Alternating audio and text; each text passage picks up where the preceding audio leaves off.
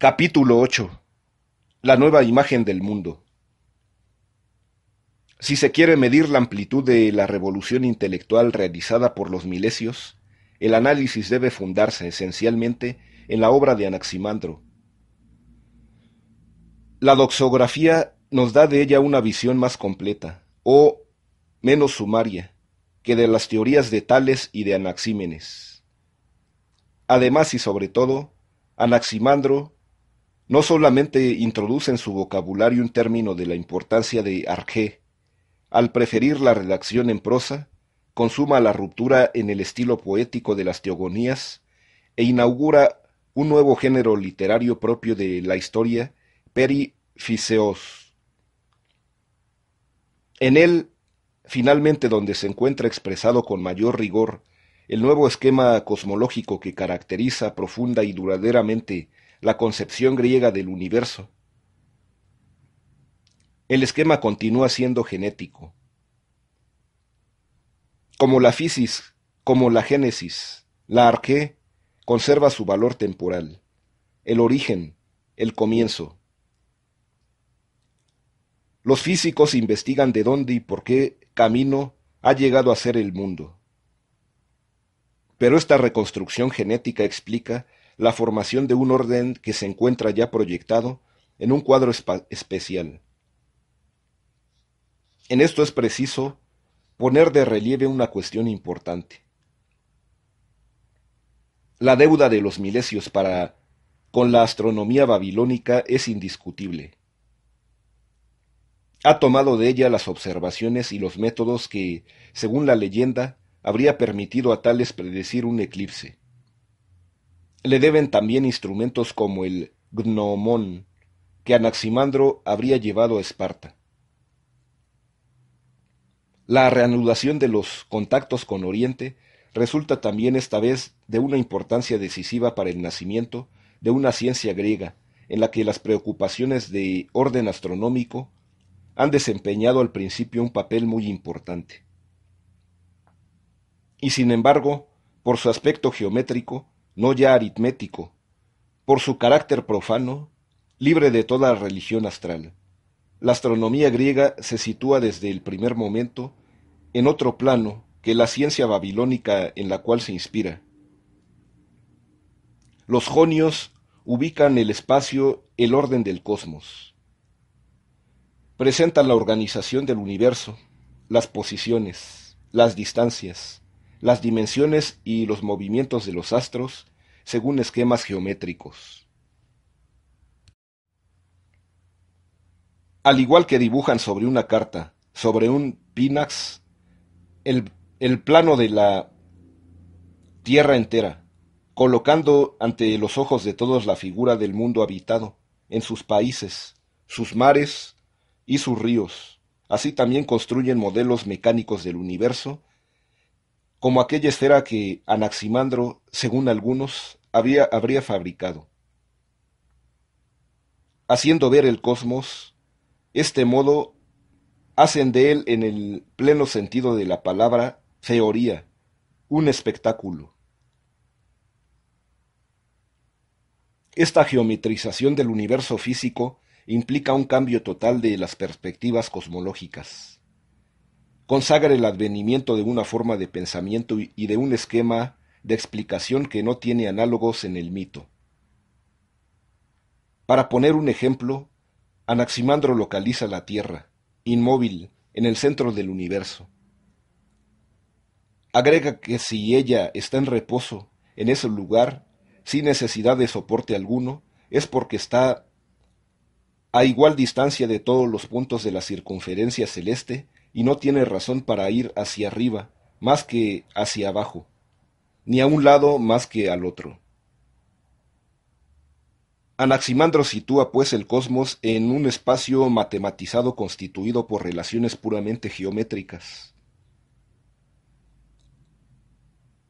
Así queda obliterada la imagen mítica de un mundo en planos, en que lo alto y lo bajo, en su oposición absoluta, marcan niveles cósmicos, que diferencian las potencias divinas, y en que las direcciones del espacio tienen significaciones religiosas opuestas. Además, todas las explicaciones por las cuales el mito pretendía justificar la estabilidad de la tierra, asiento seguro para todos los vivientes, según Hesiodo, se revelan inútiles e irrisorias. La tierra no tiene ya necesidad de soporte, de raíces, no tiene tampoco por qué flotar, como en tales, sobre un elemento líquido del que habría surgido, ni por qué reposar sobre un torbellino, o como en Anaxímenes, sobre un almohadón aéreo. Todo está dicho, todo está claro, tan pronto se expone el esquema espacial. Para comprender por qué los hombres pueden andar con toda seguridad sobre el suelo, por qué no cae la tierra como lo hacen los objetos en la superficie, basta saber que todos los radios de un círculo son iguales. Su estructura geométrica confiere al cosmos una organización de tipo contrario a aquel que el mito le atribuye. Ningún elemento o porción del mundo es ya privilegiado a expensas de los demás, según poder físico está situado en la posición predominante de un basileus, que ejerza su dinaceia sobre todas las cosas. Si la Tierra está situada en el centro de un universo perfectamente circular, puede permanecer inmóvil en razón de su igualdad de distancia, sin estar sometida a ninguna deformación. Upo medenos kratoimeun.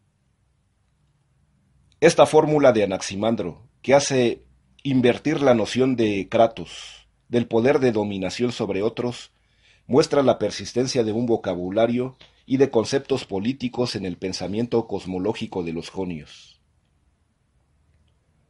Pero como lo destaca muy justamente Charles H. Kahn en un estudio reciente, Anaximandro sostiene en este terreno una tesis que va mucho más allá de la que expone después de él su discípulo Anaxímenes.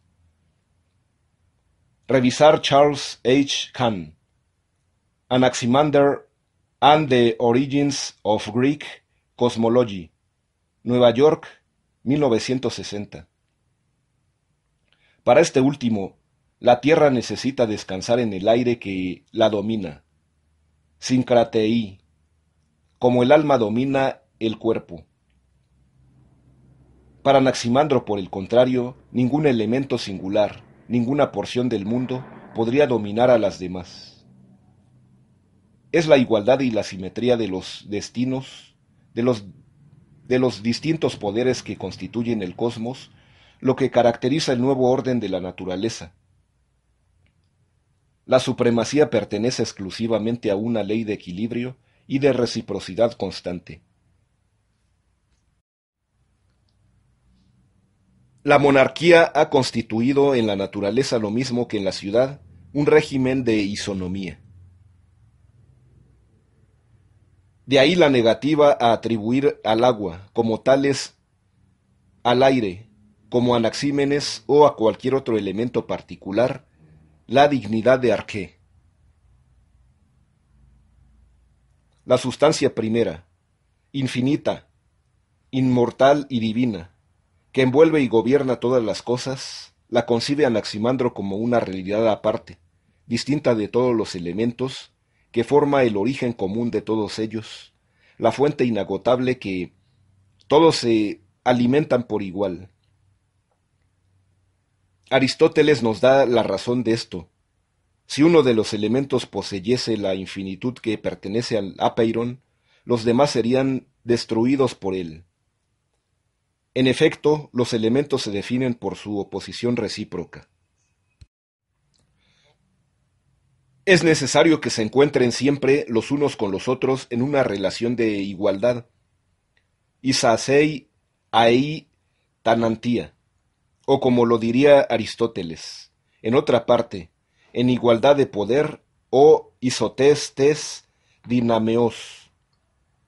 Revisar Aristóteles, Física, 204, b, 13 a 19.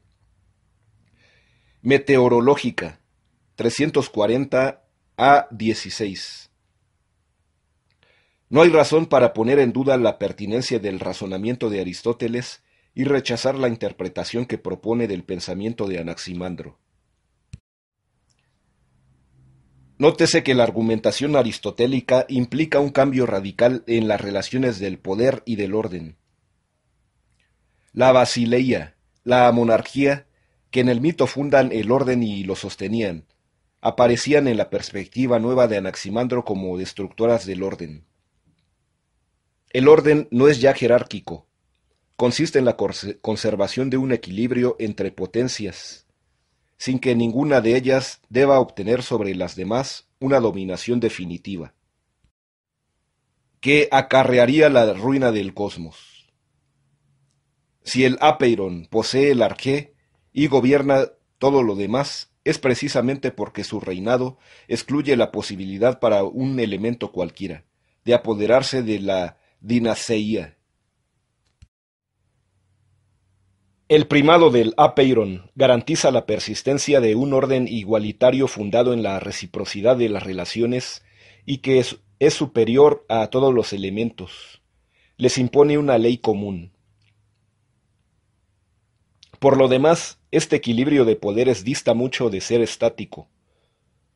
Oculta posiciones. Es el resultado de conflictos. Por riguroso turno, cada potencia, sucesivamente, domina adueñándose del poder y luego retrocede, para cederlo en la porción en que antes había avanzado. En el universo, en la sucesión de las estaciones, en el cuerpo del hombre, un ciclo regular hace pasar así la supremacía de uno en otro, ligando, como dos términos simétricos irreversibles, la dominación y la sumisión, la extensión y la retracción, la fuerza y la debilidad, el nacimiento y la muerte de todos los elementos. Esos elementos que, para Anaximandro, según el orden del tiempo, se dan mutuamente reparando, tisis y justicia, dique por la adiquía que ha cometido. Constituido por dinameis opuestas e incesantemente en conflicto, el mundo la somete a una regla de justicia compensatoria, a un orden que mantiene en ellas una exacta isotez. Bajo el yugo de esta dique igual para todos, las potencias elementales se asocian, se coordinan, en una fluctuación regular, a fin de componer, a pesar de su multiplicidad y su diversidad, un cosmos único.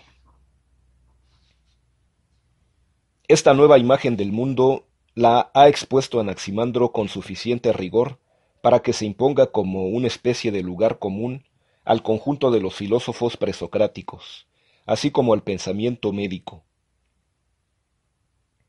A comienzos del siglo V, Alcmeón la formulará en términos que acusan tan claramente su orden político que no parece necesario insistir más en ello, sobre todo después de los artículos que ha consagrado. Guy Blastos. Revisar A.G. Blastos. Equality and Justice in Early Greek Cosmologies en Classical Philosophy. 42, 1947. Páginas 156 a 178. Theology and Philosophy and Early Greek Thought en The Philosophical Quarterly, 1952. Páginas 97 a 123. Isonomía en American Journal of Philology, 74, 1953. Páginas 337 a 336. Y su comentario a la obra de P. M. Comfort, Principium Sapientiae, en Gnomon, 27, 1955. páginas 56 a 76. En efecto, Alcmeón define la salud como la isonomía, dinameón, como el equilibrio de los poderes, lo húmedo y lo seco, lo frío y lo caliente, lo amargo y lo dulce, etc. La enfermedad resulta, por el contrario, de la monarquía, de un elemento sobre los otros, pues la dominación exclusiva de un elemento particular es destructiva. Pero la experiencia social no ha suministrado solamente al pensamiento cosmológico el modelo de una ley y de un orden igualitarios en lugar de la dominación omnipotente del monarca. El régimen de la ciudad nos ha parecido solidario en una concepción nueva del espacio, al proyectarse y encarnarse las instituciones de la polis en lo que podríamos denominar un espacio político. Nótese a este respecto que los primeros urbanistas, como Hipódamos de Mileto, fueron en realidad teóricos políticos. La organización del espacio urbano no fue más que un aspecto del esfuerzo más general por ordenar y racionalizar el mundo humano. El nexo entre el espacio de la ciudad y las instituciones aparece todavía muy claramente en Platón y en Aristóteles. El nuevo espacio social está centrado. El kratos, la arjé, la dinasteia, que no están situados en la cúspide de la escala social, sino que están depositados en mesón, en el centro, en medio del grupo humano. Es ese centro lo que ahora se valoriza. La salvación de la polis reposa sobre aquellos a quienes se denomina hoy mesoi, porque hallándose a igual distancia de los extremos, constituye un punto fijo para equilibrar la ciudad. En relación con ese centro, los individuos y los grupos ocupan todas posiciones simétricas. El ágora, que realiza sobre el terreno ese ordenamiento espacial, constituye el centro de un espacio público y común. Todos cuanto penetran en él se definen, por ello mismo, como iguales, como isoi.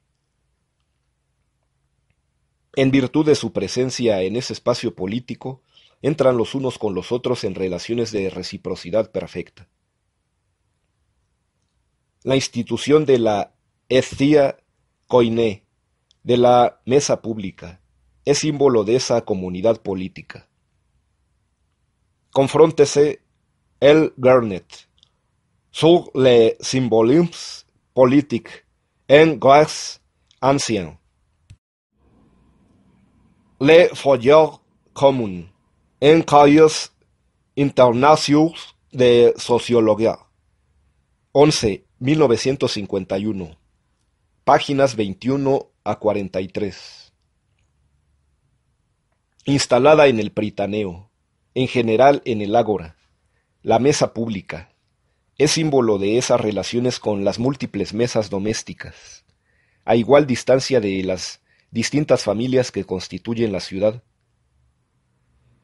Tienen que representarlas a todas, sin identificarse con una de ellas más que con otras. El espacio centrado, espacio común y público, igualitario y simétrico, pero también espacio laicizado, constituido para la oposición, el debate, la argumentación, y que se opone al espacio religiosamente calificado de la Acrópolis, así como al dominio de la ósea. Los asuntos profanos de la ciudad humana se oponen el de la hierá, el de los intereses sagrados que conciernen a los dioses. Que este nuevo cuadro espacial haya favorecido la orientación geométrica que caracteriza la astronomía griega, que haya una profunda analogía de estructura entre el espacio institucional en el que se expresa el cosmos humano y el espacio físico en el cual los milesios proyectan el cosmos natural. Es lo que sugiere el cotejo de algunos textos. Según la doxografía, si para Anaximandro la Tierra puede permanecer inmóvil y fija, es en razón de su situación central. Peri meson, mese, de la homoietes, la similitud, y del equilibrio, la isorropía. Encontrándose de este modo en el centro, no está, agrega Anaximandro, dominada, o kratoumene, por nada. El nexo, tan paradójico para nosotros, que establece Anaximandro entre la falta de dominación, la centralidad, la similitud, autoriza la comparación con un texto político de Heródoto, en el que volvemos a encontrar el mismo vocabulario y la misma solidaridad conceptual. Heródoto refiere que la muerte del tirano Polícrates, Meandro, designado por el difunto para tomar después de él el sceptrón, convoca a la asamblea a todos los ciudadanos y les comunica su decisión de abolir la tiranía, y les dice, en síntesis, lo siguiente: Polícrates no tenía mi aprobación cuando reinaba como déspota entre hombres que eran semejantes a él. Desposon, Andron, Homoion, Eauto. Por mi parte, depongo la arece es mesón en el centro y proclamo para vosotros la isonomía. Revisar Heródoto 3:142.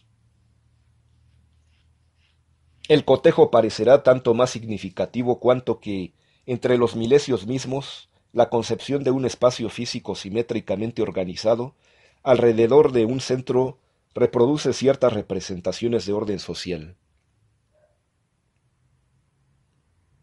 Según Agatémeros, Anaximandro de Mileto, discípulo de Tales, fue el primero que dibujó la tierra habitada por un pínax, como había de hacerlo después de él, en forma más precisa, Hecateo de Mileto. Revisar Agatémeros 1:1. El autor agrega: los antiguos imaginaban redonda la tierra habitada, con Grecia en el centro y Delfos en el centro de Grecia. Sabido es que esta concepción había de provocar la ironía de Heródoto. Me sonrío, escribe, cuando veo los mapas de la tierra que muchos dibujaron en el pasado y que nadie ha explicado sensatamente. Dibujan el océano fluyendo en derredor de la tierra y a esta redonda, como trazada a compás, y hacen a Asia igual a Europa. Revisar Heródoto 4:36. En otro pasaje, Heródoto nos revela el trasfondo institucional y político de esta geometrización, a sus ojos demasiado forzada, del espacio físico. Después del desastre que ha sufrido, todos los jonios se hallan reunidos en asamblea en el Panjonio. Vías de Priene, uno de los sabios, aconseja construir ante todo una flota común para llegar a Cerdeña y fundar allí una ciudad única panjónica. Tales de Mileto habla a continuación. Propone que se tenga una asamblea única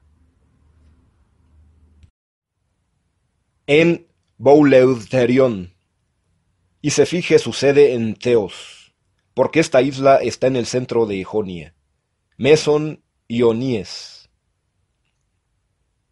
Las otras ciudades seguirán siendo habitadas, pero se encontrarán en adelante en la situación de demos periféricos, integrados en una única polis. Por lo demás tenemos una prueba de las interferencias que pudieron producirse entre los valores políticos, geométricos y físicos del centro concebido como el punto fijo alrededor del cual se ordena, en la sociedad y en la naturaleza, un espacio igualitario, constituido por relaciones simétricas y irreversibles. Naturalmente el pensamiento mítico conoce también la circularidad y el centro. También valoriza la una y el otro. Pero la imagen religiosa del centro no ordena un espacio simétrico. Implica, por el contrario, un espacio jerarquizado que comporta niveles cósmicos entre los cuales el centro permite establecer comunicación. El simbolismo político del centro, la mesa común, aparece como una mediación entre la expresión religiosa del centro, ómphalos, estia, y el concepto geométrico del centro en un espacio homogéneo. Confróntese acerca de este punto L. Garnett, 1, página 42 y siguientes.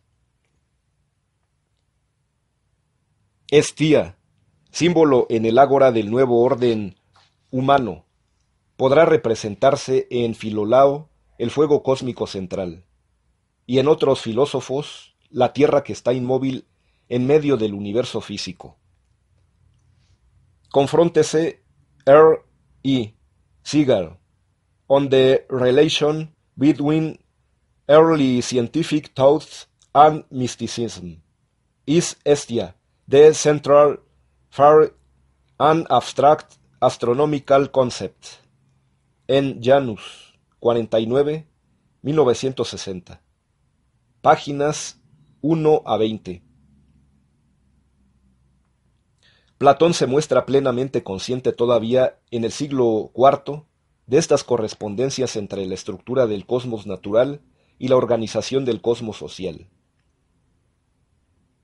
El filósofo que hizo inscribir en el umbral de la academia: nadie entre aquí si no sabe geometría.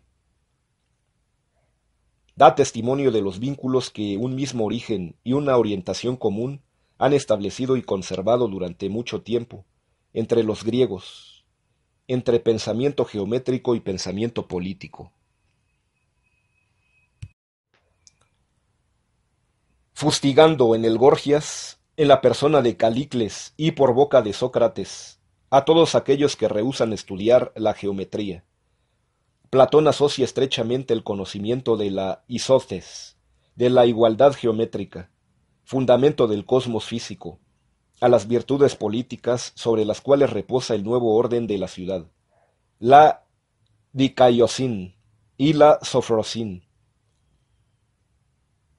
Según aseguran los doctos, Calicles, el cielo y la tierra, los dioses y los hombres están vinculados entre sí en una comunidad, o koinonía, hecha de amistad, o filía, de ordenamiento, o cosmiotes, de consideración, o sofrosín, de justicia, o dikaiotes.